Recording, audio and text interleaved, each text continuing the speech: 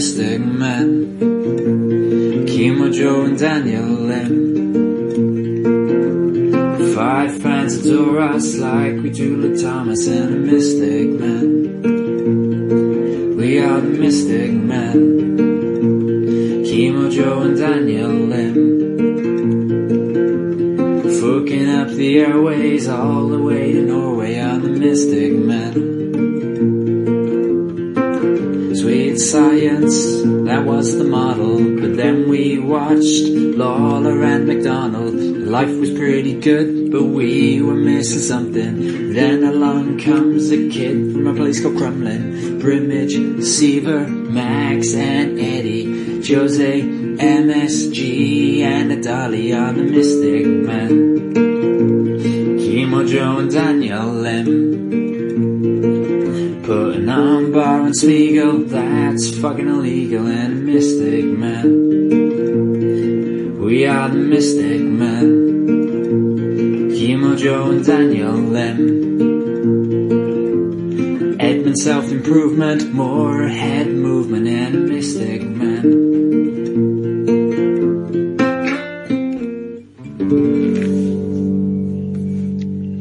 A lot of people have been asking us, when are the Mystic Men coming back? And it's about that time, ladies and gentlemen. My name is Kimo. Oh, he slapped him! What a way to return. The return of the notorious one, ye. How's it going, boys? Auspicious. Good. How are you guys? The vocal quality on that intro is so poor from myself. Mate, that voice. If I was a chick in college and you sang that to me in my dorm room with a guitar, my panties would just slip off immediately. And I'm pretty sure you've done that a lot of times, Joe. Don't even try to deny it. I can't lie. What are songs that you used to play? Like, did you whip out a Backstreet Boys song or something? Like, I Want It That Way, or Alkaline Trio, Radio. Alkaline Trio? That doesn't get you puss, bro. Oh, it definitely gives you Not puss. about it, man. It gives you puss for sure. What are you talking about? What are you talking about? I got a grenade in my hands, bro. I don't know what you're talking about. Oh, God. Oh, man, I miss Dom. That man is not dumb. You can't go anywhere, dummy. You got an interview with me. TJ was like, I'm done with this interview. It's like, you can't go anywhere, dummy.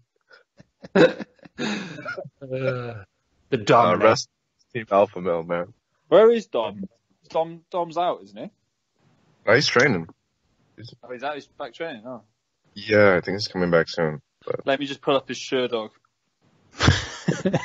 He's always in rehab. Like, I feel like he's. I know. 90% of his career, he's like rehabbing something.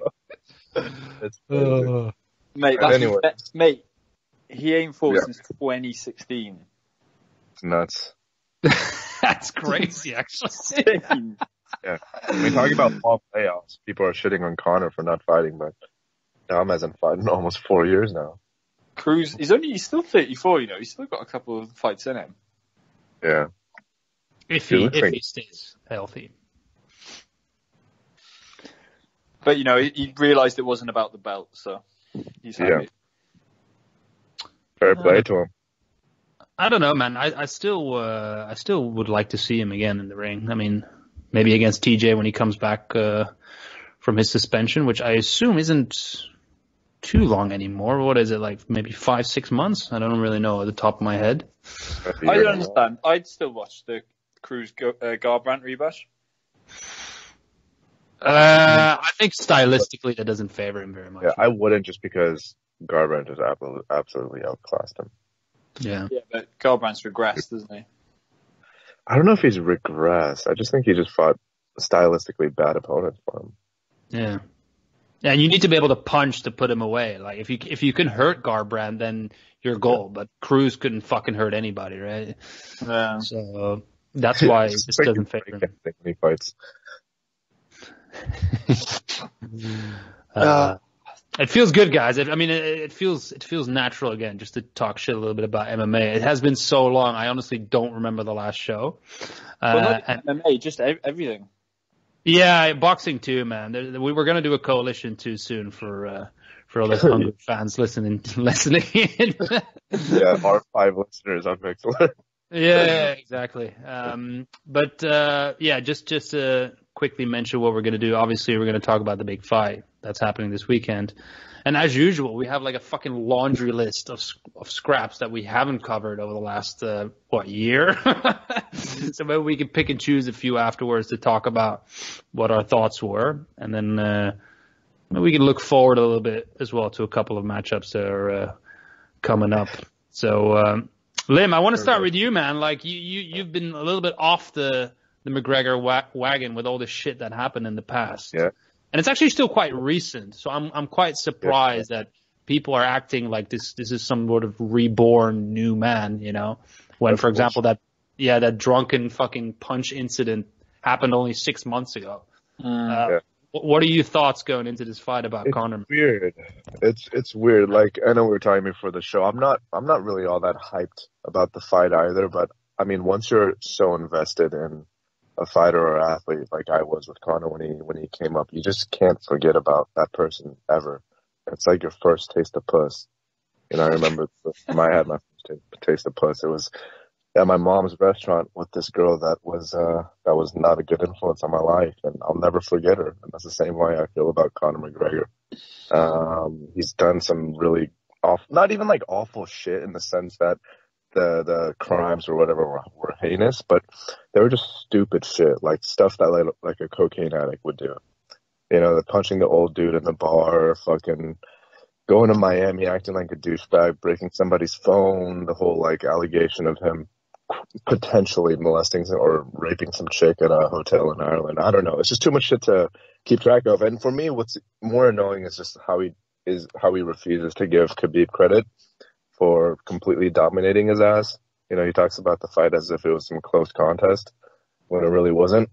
I understand that part of that is just him having to save face. That's the mentality of an athlete, yada, yada, yada. But anytime Conor fights, I'm always going to watch. I'm always going to support him. But, I mean, it has been a really strenuous past, I think, 2 years to kind of see how much his career has deteriorated since the Eddie fight. What about you, Joe? Yeah, man, the thing that attracted me to McGregor, obviously he was coming up and just nuking people, but I just liked his approach. It was that ridiculous self-confidence, but also like the humbling sort of attitude that he was only sort of a channel for the MMA. Like, it's hard to explain, but he was so in tune with like what it took to become successful, and he was, you know, imbuing a lot of the values that I really liked at that particular point in time, where he was obviously a very confident guy, but he was a big believer in like changing things up and like criticizing traditional methods. He was really progressive in his training attitudes, like all the movement stuff that he used to do, getting the movement coach, and that I think his approach to the mental side of the game was amazing, and his own mental strength and his surety. Like peak Conor, I think, is probably like from Aldo through to Alvarez. For me, that was him at his best. But I think he's just another case example of what happens when you surround yourself with too many people who tell you what you want to hear and not what you should hear. And I'm really, disappointed that he's completely lost his way. Like, I don't even think he's lost his way a little bit.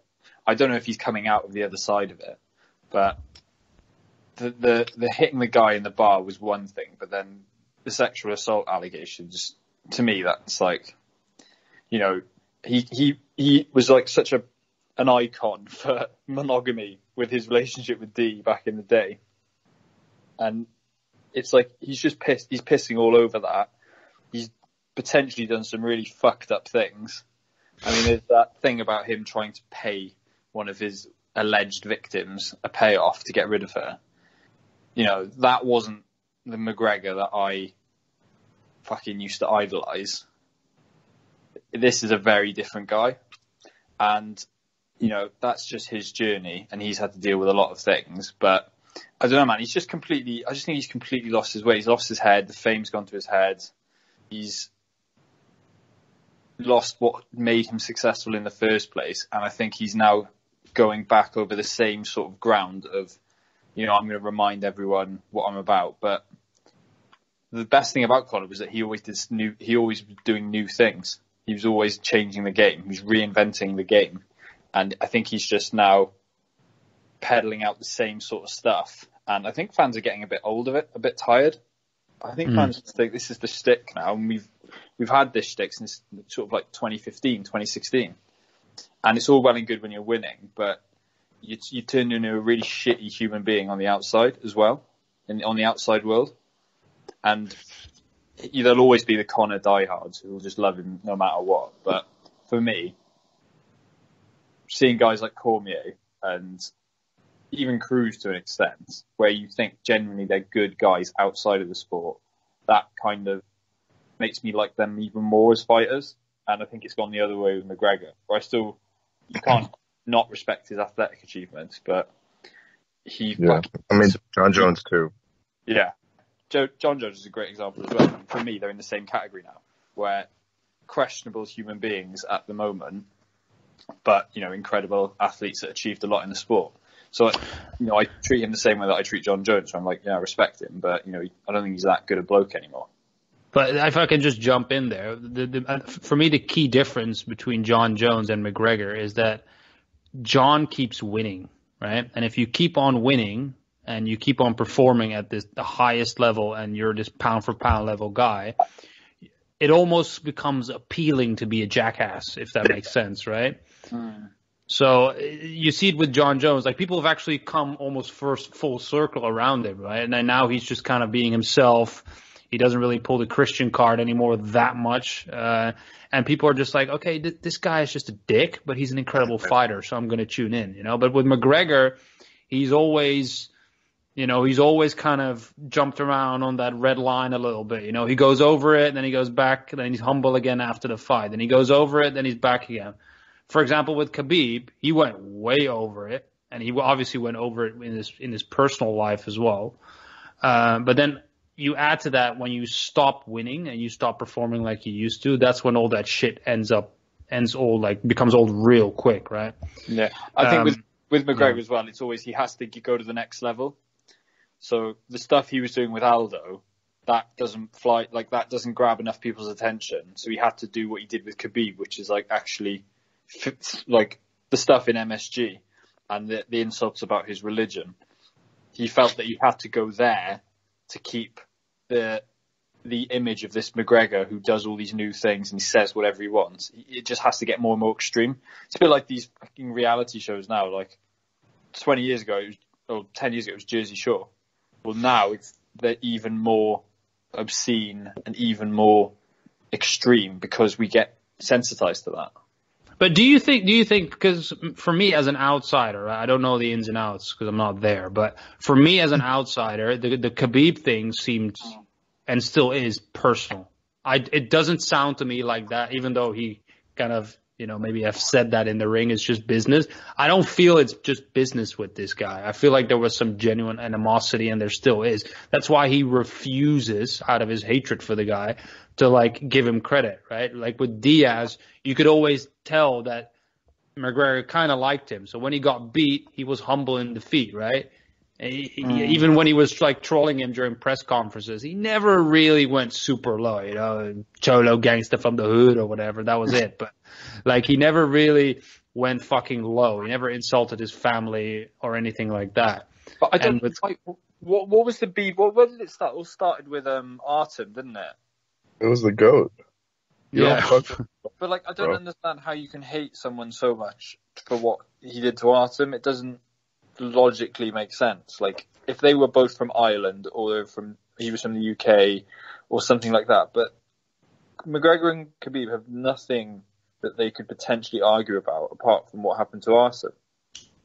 I think McGregor probably at the time generally thought that Khabib is full of shit as well. I don't think he likes his whole way of talking and the way he represents himself. Right? I think he probably thinks he's a hypocrite, right? Like you pretend to be like this sort of holy guy on one hand, but then you act like a fucking, mobster on the other hand. Yeah, exactly. I think that's where the issue lies. And I think those whole two camps just had beef and it just escalated. And then there was the massive brawl. It just got really, really fucking personal, man. And then Khabib, again, is not fucking innocent in this either, right? Like, he's also insulted him very badly. Like, he called him a fucking rapist of all things. Like, that's, like, that is. Yeah, it might be true. Yeah, but we don't know, right? No, but I still think Khabib's insults were more grounded, at least based on some sort of reality or his perception of it, whereas Conor just talking shit on another person's religion, even like as myself, I mean, I think religion fucks up a lot of things, but I would never denounce somebody for their religious beliefs to the extent that Conor did. That was just bullshit. And what makes it even more, I completely understand your guys' take. I mean, it is the fact that Conor hates Khabib so much that he can't give him any kind of credit at all, but it's just everything that also took place right afterwards. Khabib jumping out of the octagon and just smashing Dylan Dennis in the fucking face. Like, Khabib, like, fucking owned Conor and his entire team on that night. And it was so good. And that kind of level of defeat and that image of Conor just tapping out in the fourth round in that Khabib fight is just so stark. And to me, like, why would Khabib rematch Conor? I mean, obviously, a shit ton of money in Russia, but he fucking owned him. Like, he has no need to fight him again. Yeah, I think athletically, you can't say in any way that that was a competitive fight. I don't think there was a single point in that fight where I felt Conor was having any form of success. It was probably as dominant a win as McGregor's win over Alvarez. Like, did you ever think Khabib was in trouble in the fight? No, I mean, I think you can make the argument that it was as dominant as Alvarez, but just because of Conor's style. And anytime somebody beats somebody up on the feet rather than on the ground, it just looks better, I think. Yeah.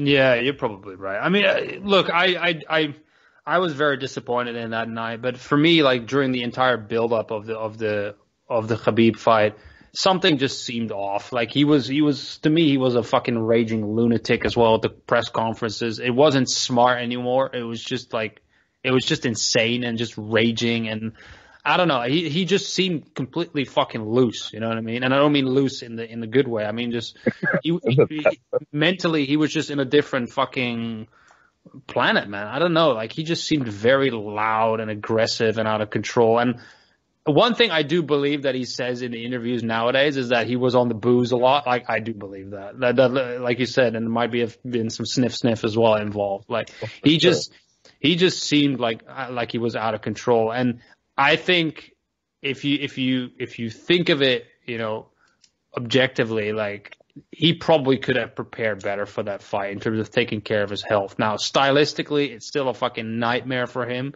and it probably would have ended the same way. But I did see some stuff in there, like some of the first, takedown scrambles that were going on. They were pretty decent, man. Like, Conor's got his ground game is not bad, but Khabib is just way too dominant. And when you have cardio issues, it's just not going to end for you well, because you might be able to defend the first 5-6 takedowns, but eventually he's going to get you down, and then he's going to smash your fucking face in. So it's, I have no interest in the rematch either, guys, to be honest. No, I agree. I think the more interesting part of that fight wasn't the fight. It was just this, you were witnessing like the degeneration of an icon before the fight, like, emotionally. Like, he was I think half the reason he was losing control is because he knew that he hadn't trained properly. He knew that he hadn't properly prepared himself, and he probably knew that even if he had prepared himself, he was probably going to lose anyway. He reminded me a lot of, like, in a way, Darren Till after the Cowboy, where he was just gun shy. I mean, the fact that Conor never even, when he had Khabib on the feet, he wouldn't even throw any sort of conviction that he did against like Alvarez.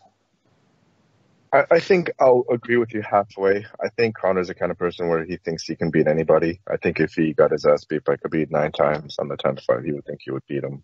But I also do think there's some way to be said, not just him probably drinking, doing extracurricular activities, not training properly, but if you want to give him credence, he did say that his one of his feet were really, really fucked up. So that's why he had to fight in that more of a traditional come forward boxing style rather than that loose herky jerky style that he fought against Aldo.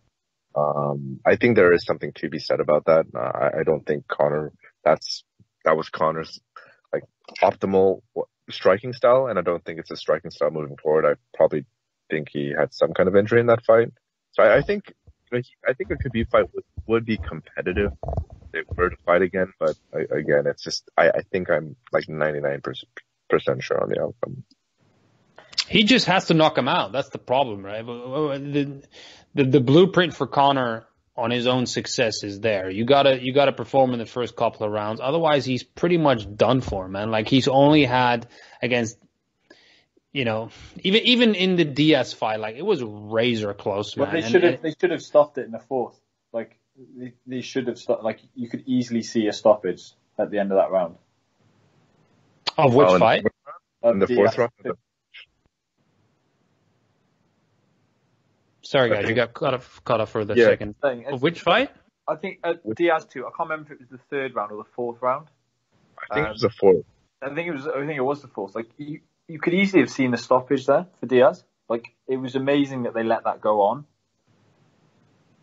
Are you talking about the second fight? I highly disagree with that. Man, watch it again. He's done. Conor is done at the end of that. No. I strongly disagree with that. Yeah. Anyways, guys, we're making the same kind of sin, error, whatever you want to call it, as the media is doing with this Cowboy fight. I mean, this review show was supposed to be, or this preview show was supposed to be about Conor against Cowboy. And just like the media, I think we're completely overlooking this matchup. I don't know if it's because of lack of excitement or if we think Cerrone just isn't a worthy opponent at this stage of his career, but I do think it's kind of funny that, it's already been 30 minutes almost and we've talked about fuck all except the fight. It's just because whenever you talk about Conor McGregor, it's never just one fight, it's a whole build up, it's a legacy, it's an image, it's the controversy. It's hard to stick to one point, but you're right, Lim. We should actually break this fight down technically, man, because I personally think it is a good fight. I have my doubts about it being at 170 for Conor in terms of his ability to win it. But I think it's going to be exciting. I think it's going to be a stand-up battle for how long it lasts. And because it is at 170, I do see it going a little bit. I'm not too sure if Conor's just going to go in there and knock him out. I personally don't really like the way he's looked in the past at 170. I think he's a little chunky, I really like him a weight class below. He's just looser, he looks big, he looks fast, and he looks jacked as well. He looks ripped, I just don't think he looks that good at 170, man. But no, go ahead. No, go ahead. No, I was just gonna say Cowboy is obviously an aged fighter that's still top level, but he's taken a lot of damage in his career, and I also wouldn't be surprised if Conor, stops him. But my question is also around McGregor, man, because inactivity in MMA is for one it can be a lethal thing, right? It can impact your career very quickly if you're not active enough, despite what Dominic Cruz says about ring rust and all that shit. McGregor has been in a couple of wars. I don't know if he's still in his quote unquote prime. I don't really know. He's been very inactive. He had a few fights where he took a lot of shots. And I think apart from a few rare, stars in the game, like a lot of time your window of success is kind of short and it changes drastically, man. Like if you look at somebody like Chris Weidman, for example, at one point we all thought he was fucking pound for pound. And then after one or two fights, boom, it's done. If you look at Rockhold, same story. It can change rapidly. And regardless about the fact that he's still relatively young, I'm curious about where McGregor still is. Can he still be explosive? Can he still pull the trigger like that? I don't really know. And in that sense, I think, the Cowboy fight is a good litmus test for that. But if I had to pick somebody, I'd probably go with McGregor because I just favor him stylistically. And for some reason, I do think Cowboy is dumb enough to fucking just stand with him and not even try to take this to the ground. To at least, not even to just try to wrestle, but also to set up his own shots, make Conor think, right?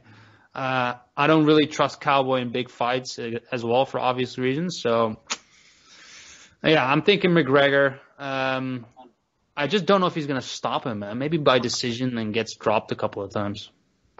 I think the weight was something that when the fight was announced, I thought the worst immediately. I thought the last time he was up there, he raised a thin decision against Diaz, who's, top 15 welterweight and was old. Obviously, Cerrone isn't at his best or near his best, but, he's still a good fighter. Like, he's still a genuine welterweight. He went 5 rounds with Ala Quinta last, was it May? He obviously has a gas tank to go that far. And he'll know, get the win against McGregor. I disagree. I think he'll probably box him. I think he'll box him for about 3-4 rounds, try and stay away from any decent left hand. And he'll know that McGregor will gas, especially at 170. I don't buy the fact that McGregor has suddenly got this new training regime where he's, incredibly good now in cardio. He'll always have the same problem as George Groves had, which is that I would have never imagined somebody would have made a McGregor to George Groves comparison in my lifetime. That's the most obvious person I can think of who is super, super talented as a fighter, but for just some reason, they will just always have shit cardio. It is just one of those things. Tim Bradley will always have insane cardio. George Groves will have shit cardio. That is just, unfortunately, one of the facts of life. But his timing is perfect. But if McGregor just fought 3-round fights, do you know what I mean? He'd be incredible. Yeah, that is true, actually. Yeah, but a fight is 5 rounds, and this is going to be 5 fucking rounds, man. So maybe that's one of the reasons why he was just destroying guys on his way up, because they were all just 3-round fights. So he knew that he only had to get through 3 rounds. Well, not only that, you need to be able to avoid him, man. And I think, you spoke for quite a long time in your first take, and you said something really interesting, man, which I think people forget about McGregor, man. The guy did kind of change the narrative around MMA stand-up fighting. Just like John Jones did. I think he came in with a fresh look, a style that you hadn't really seen before. And it's not just about landing a left hand, man. It's that movement. It's that he kind of has that in and out. He's an excellent counter puncher, but he can also press the action. He has very interesting ways of cutting angles and landing that left hand.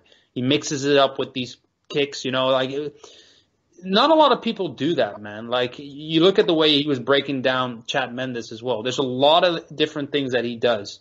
So we do have to give him credit for that, man. He's a very interesting striker, but again, is he going to mix it up altogether, or he's just going to stand there like he did against Khabib and just, try to land a lazy left hand? I don't really know, because Cerrone is a lot more diverse. Yeah, but also dude, Cerrone has gotten fucked up his last 2 fights. And granted, they're against good fighters, but I look at the Gaethje fight, and I think Conor's a more credible striker than Gaethje. I mean, you can argue about power, despite being at 170. The Gaethje fight was at 55. But I could just totally see Conor knocking Cerrone out, on accident in the first round. And, in the first minute of the fight. Because Cerrone is so vulnerable. And the guy has... I mean, this is going to be his 50th fucking fight, dude. And you look at his resume, and granted, they're against excellent opponents. That's why we all love Cowboy. But he has more losses than he has wins, and most of those losses are by TKO. Gaethje, you would get Ferguson. Obviously, Ferguson, another incredible fighter who Cerrone had success with in the early rounds. But I just think even if Conor isn't his prime version of himself, if he's just a little bit cleaner and crisper than the version that he was against Khabib, which I think he will be because he won't have to worry about the takedowns and have to change his style as much to account for that. This shouldn't be that hard of a fight for Conor, unless of course it goes later on and he can't get Cerrone out of there. Then, like we've mentioned a couple of times, his casting is just not very good, despite the doctor and despite the McGregor fast program. Yeah. One of the things I'm forgetting is that it sways the picture a little bit. Is that he hasn't actually thrown a punch that looks like knocking someone out since the Alvarez fight, which was in 2016. But to be fair, though, Diaz has probably the best chin and the best resistance, or whatever. The best. He just takes probably the best punches of any fighter in the obviously world. You had the Mayweather circus, but then, in that fight, fair enough, you can discount that because it's boxing. But it's just, I just think it's been a very long time since I've looked at McGregor in a contest and thought he's a genuine knockout threat. I do agree with you, and I think part of that is also moving up in weight, right? Like, this is the one thing I don't understand about doing the fight at 170, because he doesn't look that explosive, right? Yeah. You look at the way the combination he landed on Alvarez. You look at the way he landed on Aldo. Like, he was, man, especially at featherweight. Like, holy moly! Like, he was an explosive fucking puncher, man. But wouldn't the counter argument be that every time he moved up to fight at 170, he's just fighting 155 pounders and dragging them up? Yeah, but the funny thing is he's fighting those hybrid guys, right? So, exactly. Cerrone and Diaz are kind of in the middle, right? Yeah. Right. He's not like fighting like a Robbie Lawler or a Masvidal or something like that. But I'm just saying, like, if we were to say that, okay, Conor decided rather to fight Cerrone at 55, do you think he would have a more by having to cut down to 55 and having Cerrone to also have to cut down to 55 and all the weight really that? Yeah. Would you give him full credit if he stops Cerrone in like 30 seconds? Would you consider that a genuine win? Also, given that he's been stopped in the last two fights. I would, and I would limit my praise for him in the sense that I would say that he is, by knocking Cerrone out in the first 30 seconds of the fight, I could then say that he's on the level of a Gaethje and a Ferguson now, because I don't put him there right now as of today. Oh wow! That's a heavy statement. Okay, but so what are your picks? I assume you're picking McGregor, right, Lim? Picking McGregor. I think it's going to be similar to the Mendes fight. I think he's going to knock him out in 2 rounds. Knock him out! What about you, young Joe Morgan? I think you'd have to pick McGregor because I don't think Cerrone's going to wrestle him at all. I don't think he's going to try and take him down. I mean, can I ask you guys, when has Cerrone tried to take down an opponent? Because I know his last submission win was against Perry. I think it's because Perry got him down. In the Leon Edwards fight, maybe? Yeah. Wrestling in that? What is There's a couple of fights where he's done that, man. I think the Leon Edwards, man, they showed it on on Dan Hardy's breakdown show. I really don't remember the name, but he's done it a couple of times where he gets lit up a little bit. But he doesn't do it in the big fights or whatever, He does it when it doesn't really matter, and he'll be like, you know what, I'm going to shoot for a takedown because this guy's landing a bit too much, and then he's got some pretty decent jiu-jitsu, That's why I don't fucking like how Cerrone approaches a fight game, man. As much as I respect him as a person and his kind of anti-Me Too movement shit that he says a lot of times, especially on Joe Rogan. Yeah. Oh my god, dude, I would love to go out and drink with the guy, but I just don't like the way he views fighting, man. Like the whole I'll take any fight. If Uncle Dana needs me, I'll accept anything. But he doesn't look at the big picture stuff, man. And as much as I hate to say this, Bischoff is actually right about Cowboy's career. He should sit down with some kind of advisor. I don't know if he has a manager, but Like, imagine if he maybe took half the fights that he did in his career, but rather looked at the long goal or at the end goal. I think it would have been a better outcome. And that's why every time somebody says, oh, Cowboy has all these records, most head kicks, most fights, blah, blah, blah, blah, blah. It's like, yeah, motherfucker, it's because he has like 2 or 3 times more fights than anybody else on the fucking roster. It's like, that's not a perfect, like, sample size that you're looking at. And I don't know. It's just kind of frustrating to me because I don't know if Cowboy's ever going to think like this, but 20 years after he's retired, I don't know. Is he going to have any kind of regrets, or is he just happy with the way his career played out? Dude, how the fuck do you know what B-Shop thinks of him? Are you still watching that goddamn show? Nah, I mean, it was from a couple years ago when Cowboy was on T-Fat-K, bruh. T-Fat-K?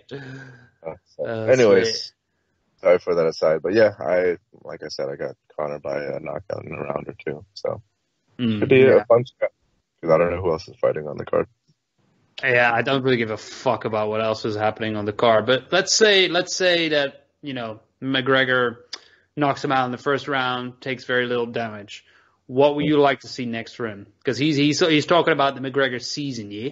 So he wants to stay active, which I like. I like the fact that he wants to stay active and work on that craft, yeah? But, who would you like to see him fight next, man? Man, I mean, Conor, that McGregor fast program has Conor doing wonders, I heard. So I heard if he does well, he's going to take a little sip of that proper whiskey, get on the McGregor Red program on Monday, and just go back to training and be on standby for the Khabib-Tony fight. Yeah, I think that's really smart, isn't it? Just chuck him up and one of them pulls out. But can I ask you, Joe, though, do you think Conor would fight Tony if Khabib was the one who were to pull out? Would Conor fight Tony? For the gold, yeah. If it was for the belt, yeah. I don't think it would be for the belt. I don't think Dana would strip Khabib in that situation. No, he would. Dana is so ready to fuck over Khabib. I get that. That is fucking, like, dude, doing shit like that is almost like saying that your league is arbitrary and has no rules. Yeah, but he would do that because he knows as big as Khabib is in Russia, McGregor is bigger than anyone. And you put that belt on the line for the McGregor-Ferguson fight, then plus someone's just got to tell Khabib, he strips you, one of them wins, and then you get a big fight then when you return to claim your belt, etc. So it works out for everyone.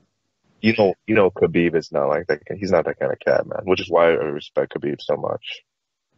Like he will ride for his beliefs and his friends and his religion. Like that's why I love Khabib. Do you reckon? Joe, sorry, Joe. He will not strip Khabib, man. There's no fucking way. It's too like if when is that fight going down? It's pretty soon, right? Yeah, April. April, yeah. So he fought in Abu Dhabi. He fought recent enough. He's a massive star right now. He is the face of the lightweight division.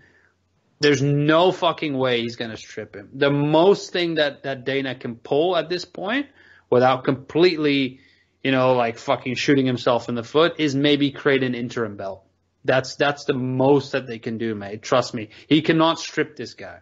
There's no fucking way. He's undefeated for how long? Like he can't do that, man. Like there's no dispute here, right? Yes, Tony is the first in line, but Khabib is the champion. And if for some reason that fight falls apart, I really don't see a scenario where he can strip him, man. He'll have to find a solution, obviously, and he's gonna fucking go nuts because that's like the 5th time that this fight has fallen apart. Yeah. Well, that image of Dana in the hospital with the Reebok. So let me ask you, Kimo, then, do you think he would fight Tony then for like an interim belt if Khabib was the one to drop out? I'd give him a better chance of winning. I don't see the weird thing is McGregor's not the type of guy to fight for an interim belt. I think he probably thinks that's beneath him, and he'll knowing obviously the rivalry. I think if that scenario does happen, then Conor will go on a fucking campaign to point the finger and say, see, this is your fucking hero, right? He always pulls out something like that. I mean, I could definitely imagine, but would he take the fight for an interim belt? I don't know. I could see him also pressing Dana to say, fuck this, yeah? Strip that motherfucker. But do you think he would fight Tony then? I guess just as a Yeah, I think he would. I think he would fight Tony. He'd rather fight the trilogy fight with Diaz before that. Diaz is a bit. That weirdly is probably the biggest money fight in the UFC. I'm not too sure about that. I think, for example, Conor versus Masvidal for the bad Motofuku is also a big fucking seller, man. I think you forget how big. Go on. I'm sorry, go. No. I was just gonna say I think Conor Khabib rematch would be the biggest of all of them. Yeah, possibly. I think Diaz. We forget how big Diaz was. Like Diaz is way bigger than Masvidal is, even now. I don't agree with. Well, it's to the casuals though. They don't know who Masvidal. Oh, you mean bigger as in like star power? Yeah. Just like okay. Obviously, it's a better fight because I think Diaz probably is done. You know what though, Joe? I think it's almost impossible to kind of figure out how big of a star Diaz is because like all of those numbers that were Conor fights. And I mean, you could, I don't know if I agree with this argument, but you could make the argument that whatever numbers the BMF fight did, more of that was Masvidal. And I don't know, that's just conjecture at this point, but I think there is something to be said about a fresher face. Like not just physically, like literally. Obviously, Diaz has a really fucked up face, but I mean, just I think people are excited by the prospect of a new opponent in Masvidal and just kind of like what he represents. So even though Diaz could be a bigger star, I do think Masvidal would probably generate more numbers just because of the challenge. And Masvidal's win against Diaz was very dominant, right? So there's a lot of that transfer of fame that happens, right? I think because he really, to be honest, he really beat the piss out of fucking Diaz. Yeah. His appeal is a little bit less, right? And Masvidal was already on the come up. He was already getting quite famous with the 3-piece and the soda and all that bullshit. Like he was getting some fame, man. And then when you fight for the BMF, and The Rock puts a fucking belt around your waist and you beat the crap out of Diaz, I think there's something to be said there. I think the next fight will show Masvidal's like true star power, and I definitely think he's up there, man. If in terms of the entire UFC, I think I would give him like maybe top 5, like guys in terms of fame, man. Like he's really up there, and he's just an appealing guy. He's a street fighter, like I think a Conor versus Masvidal fight would be pretty intense, man. Especially the build up too. Like Masvidal is not fucking around. He's also said some things in the media about Conor, about the way he's been acting and all that. I think that shit would get real. Like I like it, but again, we're talking in the future. He needs to get past Cerrone first, and then we'll see. And again, weight wise, I think Masvidal is also a little bit too big, man. And Masvidal knows how to strike. Dude, Masvidal is sick with it, man.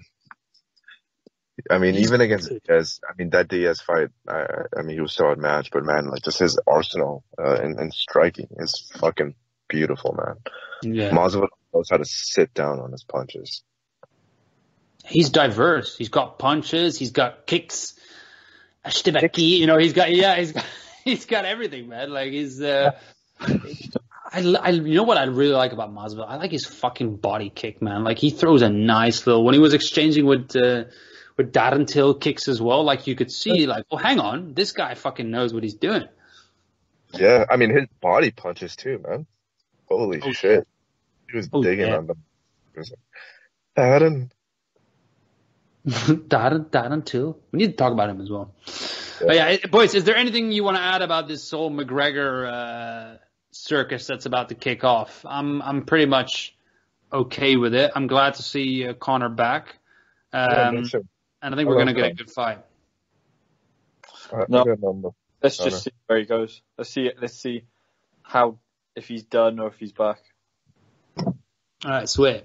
Okay. All right, let's talk a little bit about a few things that happened in the past. I'll just run down a few fights, and you guys give me a vibe of whether you really want to talk much about it or not. I think we need to talk about Usman Covington, man. I think great fight. Yeah, number one, great fucking fight, right? Usually when you have two wrestlers, it kind of favors the fans a little bit because they kind of cancel each other out, and then we just end up throwing down. But I did not expect these two guys to be that aggressive, man. Like from round one, they were just throwing down. And for both guys, man, like I think both of their striking has really noticeably improved. Like Covington used to be really, really fucking crude, and I think he's looked really good. He's got a weird stance though. He does his little like he's dancing salsa or whatever, you know, like he shakes his upper body a bit. It's a bit odd. It's weird too. That's a weird jab. But granted, the fact that he throws it and consistently, like that's really good striking in MMA.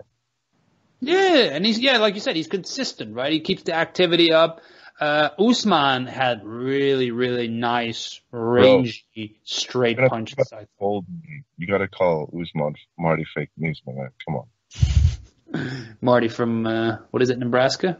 Yeah, Marty from Nebraska, dude. Mr. 30%. He's a Division II scrub, man, a D2 scrub. Come on, man.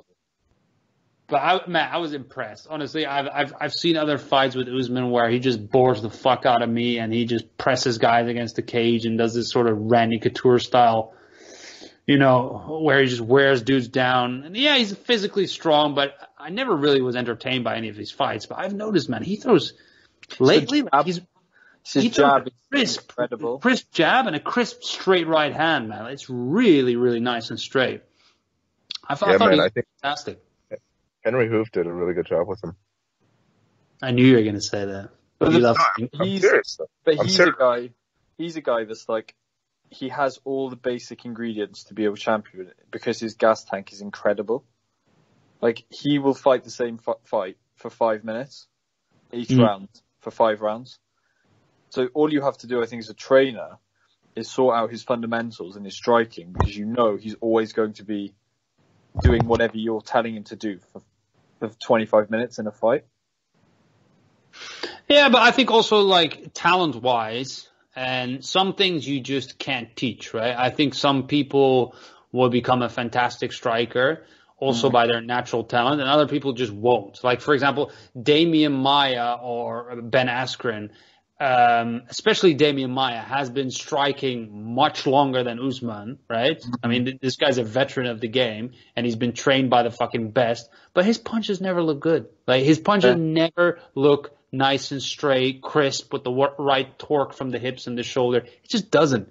But Usman, I think it finally came together in the last fight, man. Like, that right hand was, I keep saying it, like, it's just fantastic. And he knows how to control range as well. I saw a little John Jones, man. I saw a little bit of that range finding, you know? He switched to southpaw a few times. That's because he broke his hand, dude. Well, yeah. But the fact that he pulled that off. That's what I'm saying. It's fucking crazy, man. This dude doesn't even run. Like, he has some foot condition where he can't run. And I remember somebody said, like, the dude can't even walk on concrete. He has to walk on grass when he walks in, just like in his personal life. So all he does is use a bike, he swims, and yet he has that good of a gas tank. It's fucking nuts. I didn't know that, by the way. Yeah. That's pretty insane. Man, it's that African cardio, bro. Yeah, bro. He's just a fucking unbelievable. The thing is, this is kind of how Woodley looked. Exactly. I was just gonna say the same shit, man. You remember when they fought? We were like, "Oh my God, Woodley is like has a second best body in the league after obviously the Cuban gay Jesus." But fucking Usman made him look like a small guy, man. That's the thing. Welterweight, especially, like the peak. I mean, who's really after GSP? We haven't really, like, Lawler had a bit of a run, but I just think it's probably the most competitive division because you know you have to be so good and in your prime to be a champion. Yeah, it was 155 and now it's probably 170, right? Yeah, I mean, like Woodley, like I couldn't see anyone beating Woodley for a very long time. And then you kind of got someone who's even better in every sense in Usman. And I can't see anyone beating him unless the Covington fight is taking too much out of him. I think Usman is way more well-rounded in all senses of it, right, than Woodley ever was. Because Woodley has these fights where he looks absolutely fantastic, and then he has this fight where he like backs up against the cage and he fights really passive. And a lot of it is just based on his athleticism, man. Like, it's the threat of that crazy punch coming out that kind of keeps people at a distance. Whereas Usman really is just more of a natural kickboxer, man. Like, the way he was controlling range, I think he's much more of a natural fighter than Woodley is. Woodley is a fantastic athlete, and he knocked a lot of guys out by doing like a crazy blitz type of, punch. Yeah. Usman has all kinds of techniques, man. He's got good Muay Thai techniques. He does a little teep kick as well, like John Jones. In fact, I even think their frame looks kind of similar. They're big fucking dudes with skinny legs, and they still have more strength than their opponent. It's. But I'm not gonna lie, guys. I was kind of hoping for Covington to win. I just wanted him to fucking win, just to hear him talk more bullshit. It's just such a fucking troll. But then you sometimes think that he probably isn't. He actually believes all the Trump shit now. Like, at the start, I thought, he's obviously just doing this. Like, when he was, like, tweeting people the spoilers from Star Wars and whatever, I was like, this is just classic trolling. This is great trolling. But then, when he went on his Trump vibe, like, I genuinely think he believes the stuff he says about, like, Trump and fucking about immigrants and stuff like that. It's fucking mental. I think he's a Trump voter, I definitely, but I think he just turns it up a notch for the publicity, right? Well, it's helped his career anyway. That's clear. Mate, I can't really fault it, right? He gained a lot of publicity. He became a bit, not really a draw. I think a draw is maybe a bit. Well, he was the guy. He was, out of everyone in the UFC, he was the guy people wanted to lose. Yeah, and he played that card very well, right? He knew the business. He knew what it was in for, and yeah, okay. When you lose, it becomes a complete shitstorm, right? That's why I kind of think maybe it was a genius decision for him to run away after, because that just adds to the myth around him of being a complete fucking troll and shit bloke. Whereas if he'd have stayed in the ring and given like a really humble speech, the mask would have slipped a little bit. Yeah, and to be fair, man, when you have that great of a fucking fight, who the fuck cares? Yeah, I mean, that's the thing, is that... Right? It's like, you can talk as much shit as you want, man. You gotta give respect where it's due. And I think I don't think Colby's all that funny anymore. The whole, virgin shit, having 3 girls from Pornhub or Brazzers on your side. Isn't really cutting it for me anymore, man. But, hey. But he broke his jaw though, man, in the fight. I know. Yeah, look, he's obviously a fucking tough bastard, isn't he? Like, you can't not say that. He's an ugly motherfucker too, man. Which is why I think it's so interesting that he talks all that shit. He looks like the fucking alien in Alien Resurrection. Like the Queen alien. Like, he has a really weird looking face, man. But hey, if we give him some side pussy, then all the better to him, man. Fair play to him. Well, I don't know about whether he's actually getting that puss, but I've rewatched the fight, and I sometimes think he probably won. No, it was very close. Yeah, dude, there were so many punches thrown, man, and landed. Like, you really have to pay attention and count, and then distinguish between what is doing more damage. It's tough to score those rounds, man, because of the large volume of activity. Yep. Cool. I think Usman did press the fight. I think he was always on the front foot, wasn't he? And yeah, he had such a big 5th round, didn't he? I mean, that was the killer. That was the fucking killer for Colby. But even before, though, Colby's output was probably twice of that of Usman. But I just felt like Usman threw. Like, he just had bad intentions. Yeah. I mean, I'm just rewatching the 5th round now. There's no difference between Usman in this round and the first round. No, it's the same pace. It's the same, he's not tired. It's just the same. Yeah. It's exactly the same guy in the 1st and the 5th round. It's crazy. Yeah. Well, do you guys want to talk about the rest of the card?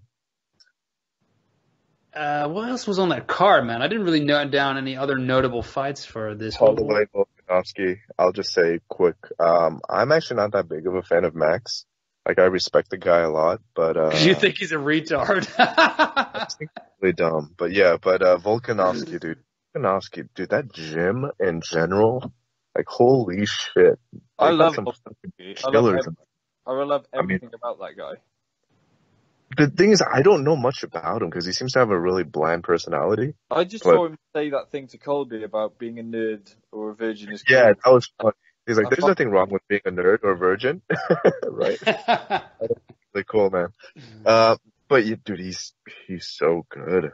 Like, when you look at a guy like him, I think of a guy like Chad Mendes, where I wouldn't expect much on the feet, but holy shit, his arsenal is just fucking class.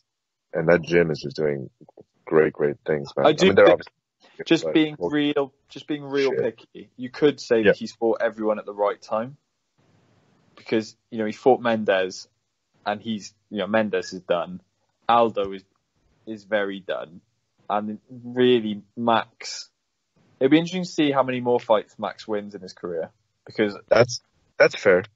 But I will say that I still think Max probably isn't in his prime anymore, but I don't think he's that far away from it just because the fight before or after, I don't know, but he fought Frankie and he fought Ortega at least within the past year. Yeah. And I think just going off of that and what Max was able to do against those two guys versus how just Volkanovski just pieced him up. I think if they make the Poirier fight, that's the one that I think will cement Volkanovski's legacy. Because I think that's two guys genuinely in their prime. Oh, at 55? Yeah. I don't know. Well, Rogan said that Volkanovski used to be like 220 pounds, right? It's a rugby He's player. got such a small frame, Volkanovski, isn't he? Like, you can't imagine him going up any higher. How But the fuck was he 220 pounds when he was playing rugby? I don't know. He was just eating elk meat, bro. Dude, Rogan is... I don't know what this guy's smoking these days, man. But Rogan's yeah, I can, right, I can though. see him, He was I can see him go up. back in the day. Man. But yeah, I don't know, man. Max is... I feel like the blueprint for Max is out there now, man. I don't think... I think he was in his prime, and it's a bit weird to say for how young the guy is that he's not out of his prime, but he's been on a couple of wars now, which I feel like have taken quite a bit out of him. But he stands very upright, and I think he's quite easy to be hit, man. There's not much head movement there. He's not reflexive. No, man. He just has volume, but he stands so stiff and upright in the air. You rush in with a few hooks, it's very easy to tag him, man. It's kind of boxing 101. Like, he pulls back straight as well. Like, you can't do that shit, man, at this elite level. He got away with it in the past because he's kind of lanky and he just presses the action with these long, rangy punches. But once you have somebody that knows how to deal with that, I think it's only going to go downhill from here, man. Like, people have figured him out. Yeah. Unlike Amanda Nunes, who was very happy. Yeah. I don't watch that stuff. I don't see how anyone beats Nunes ever. She's a lioness, man. She's very good. She probably... I know it's difficult. He's so vai. It's difficult because the competition in the women's game is obviously not the same as the men's at the moment. But it's difficult to say how she isn't like a top 10 fighter all time across both genders. Well, Man, I haven't even gone down that road. it's so hard to compare men and women in mixed martial arts and in boxing for that matter, because the level of competition is just so different, man. Wait, let me ask you a follow-up question, Kimo. Do you think trans athletes should be able to fight in the women's division? Let's not get into Trans athletes? Yeah. Hell fucking no. No. And anybody that thinks that is a fucking idiot. Yeah? Genetically, you have the bone structure of a man and the strength of a man. I don't care how many fucking estrogen pills you took, yeah? You have that genetically born, and that will never leave you. Right? But it's way, way worse in boxing and UFC. Way, way worse. Because, like, cycling, Yeah. okay, it's just unfair. But if it's boxing or UFC, then it's fucking dangerous. Dude, you guys have all. I mean, Lim, you've boxed. You jiu-jitsu. Have you rolled with women?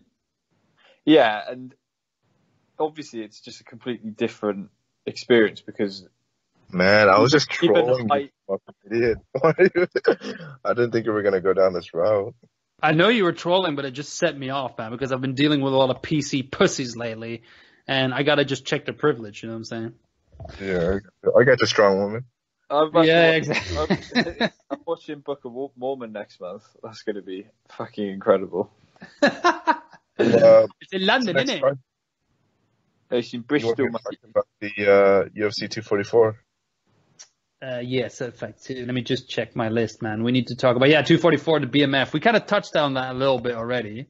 I don't know if you guys have anything to add about Masvidal or Nathaniel Diaz, but we did have in the main card as well our boy Darren Till against Calvin Gastelum, which I thought was a surprising fight, man. I've talked some shit about Darren Till, but I really respect him. He went up in weight and he fought a fucking killer, and he did it. And within one super high risk fight, which could have been an absolute career destroyer, he has managed to resurrect his entire career, and now he's a contender, which is fantastic. I know, but I question how much further he will go. Why? Because I still think there's something holding him back. What?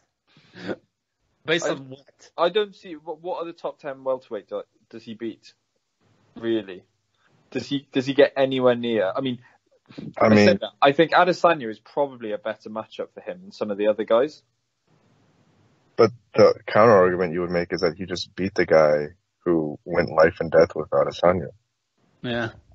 Yeah, but again, styles make fights. But I get I get your point though. Like, yeah, just there's like perceiving a fucking Till versus a Yoel fight would be disastrous. You know, you probably wouldn't think of any kind of good outcome for Deaden in that fight unless he knocks him out. But I don't know about that. No, but I'm just saying, like, I think Joe's point stands in that the physicality difference between Darren and all these other guys is going to be pretty vast, I think. Because Gastelum he's even though he's bulky, he's still a small middleweight. Oh yeah, he should be fighting at 170 probably. Yeah, he should. He's just a fat fuck. Yeah. It's, you put him in there against Robert Whittaker. I don't see how he wins that. Really? I think he would do quite well against Whittaker, actually. Yeah, I think he's technically a much better striker, and especially Whittaker can go full retard regarding his striking, man, like he did in his last fight against Adesanya, man, like swinging from the fucking hips. What the fuck was that? I mean, but yeah, like Darren versus even Acosta would be pretty frightening for a little bit. Well, at least Till Adesanya would be the greatest walkout in the history of the sport.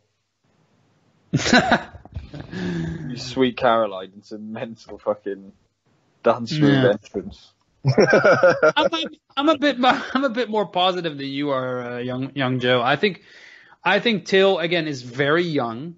I think he obviously was at a weight that was not ideal for him, and I think he's still got a lot of growth ahead of him, man. Do I like his risk management in his career? Not really, because these type of fights, man, they can easily just fucking short circuit your fucking career, man. Like, he's already been knocked out brutally once. Like, let's not do this that often. And again, when you go against Gay Jesus, like, there's a chance of that happening with some flying fucking knee against your temple. But I liked what I saw, man. I think Till's got some skills, and I think he needs to keep working at it. And if he becomes more of a cerebral guy like he did against Gastelum, why not, man? I don't know. I'm overall quite positive. I liked the style that he fights, man. The same with Wonder Boy. Okay, it wasn't a great fight, but he shows patience. He shows that he can, use his skills in there. I don't know. You're so high on Till. I don't understand. I'm not high on him. I'm just positive. I see that he's at his right weight, But do I think that he easily beats Adesanya? Hell no, man. But Adesanya has vulnerabilities as well. I don't know. I want to see more of him at this weight. So far, I think he did really well against arguably a top 3 guy. You can't fault. You can't say Gastelum's top 3. Dude, he fought for the title and beat the fucking crap out of the champion. Let me have a look at this. Right. Yeah, and he also beat Souza, Jacare when Jacare was still good. Dude, Gastelum's underrated, bro. He had really good 185 wins. But but the reason why I like Darren is just his story is fucking amazing to me. Like, just moving to fucking Brazil when he's 18 years old and just picking up the language in 2 years and all that shit. I just think it's beautiful. It's so touching. Dude, give me Joe Morgan. Morgan. I'm gonna put you on the spot, right? What's the top 3 right now? Number 1, Adesanya. Bisping. Who's number 2, man? And also not just by what you think is like the skill set, but also what have they achieved, right? Well, is Jesus number 2? Yeah, I'd put Romero up 2 or 3. The 185 is actually surprisingly very thin right now. It's like at the top, there's 2 guys. I'd put Adesanya, Whittaker, and Romero top 3. Top 3. That's fair, but then you would slide Gastelum in number 4, right? I think he's probably a top 10, maybe. Wait, who's number 4, man? Come on. How is that possible? Jacare. No, Kelvin beat Jacare, dude.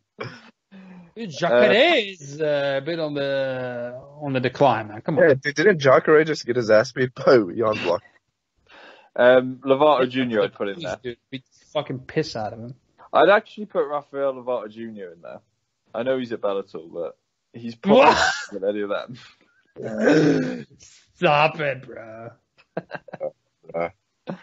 Anyway, I'm happy about Tillman. Do you want to move on to the big Australia card?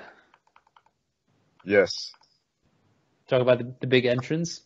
Yeah, I'm a big fan, man. That fight really turned me into a decent fan. Are you Ariel Helwani or what? Adesanya. The workout was pretty cool. I mean, it was kind of cringe, but it was also it was pretty cute. It was like Cejudo cool. You know, like I respect people who are that into whatever fucking things that they like in their lives. You know, that most people might find nerdy or whatever. I find it pretty cool. But for me, it's not the actual walkout itself. It's more of the fact that he has the audacity and the confidence to be able to do that shit, have something coordinated before a fight in front of 60,000 fucking people, and just be able to kind of like have that calm and collected demeanor about himself, and then contrasted with Whittaker's walkout where he's just pounding his chest like a fucking maniac, and Israel being able to knock him out just so cleanly in 2 rounds was really, really impressive to me. Clean walk, yeah? Just very, very clean work. He fucking knocked him out in 2 times. You fucking knocked him out 2 times, yeah? I couldn't. And a second. What I couldn't believe was I didn't think Adesanya had that sort of power. For some reason, I'd always seen him as sort of like your Anderson Silva. I know Silva could actually knock people out in his prime, but just the guy who would go around you, kind of like the Holloway. He might overwhelm you. I didn't think that he had that sort of power in him to get a guy like Whittaker, who's obviously got, a pretty decent chin. I can't really remember the last time I saw I'll Whittaker. be really nitpicky though. I don't know if Whittaker has a great chin. I just think he's an incredibly tough human being. Yeah, he's been dropped a few times, right? Like he gets into wars. Arrow, but still, he got very, very visibly hurt on multiple occasions in the second Romero fight. So, I mean, I don't know if Adesanya has great power, but he was just, I mean, I think you're going to knock anyone out with the punches that Adesanya landed You know what's crazy is that Adesanya is older than Whittaker. Yeah, Adesanya's pretty fucking old, man. What is he, like 30, 32, 33? He's 30, but He's had that kickboxing career, man, in glory.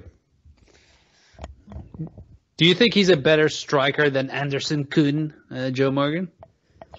Anderson, nah, of course not. You can't say that. I mean, Anderson Silva, I'm looking at his Sherdog now. 1, 2, 3, 4, 5. He's lost 8 of the last 9 fights. Well, he's obviously not in his prime. Steaming piss on his legacy, isn't he? Well, once you get popped multiple times, it kind of leaves a bit of a stain, doesn't it? Me personally, I just look. I think Adesanya is a great striker. I think he's creative. He probably has a better ground game than we think.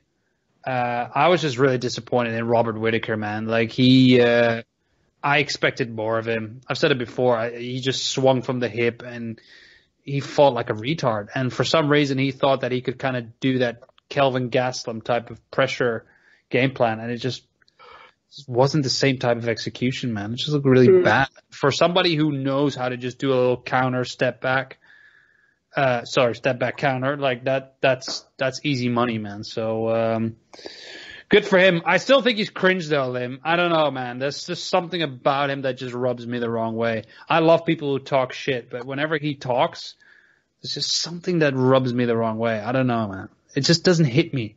You know, with Connor, like, it just... Well, you can be a dick like me and just say it all right. I don't think it is...